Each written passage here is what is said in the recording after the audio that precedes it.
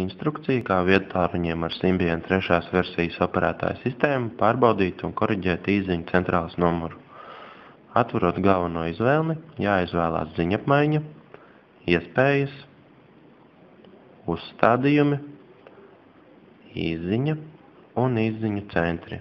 Šobrīd redzam, ka aktīvs ir tikai viens, kas ir SIM īsziņu centrs.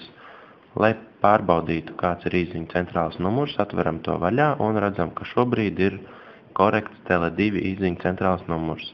Ja šis īsziņu centrāles numurs nav korekts, tad atverot vaļā ir iespēja to koriģēt, ievadot pareizu īsziņas centrāles numuru un saglabājot. Labi. Lai pārbaudītu, ka šis īsziņu centrāles numurs darbojās, ir nepieciešams nosūtīt īsziņu. Lai to izdarītu, atgriežamies ziņapmaiņas dialogu logā, kur izvēlamies sastādīt jaunu ziņu, norādam adresātu,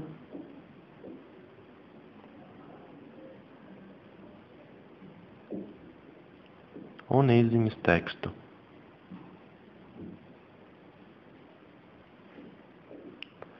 Īsziņu nosūtam,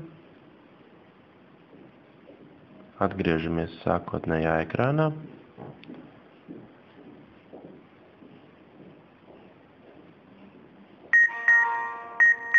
Īsziņa veiksmīgi piegādāta.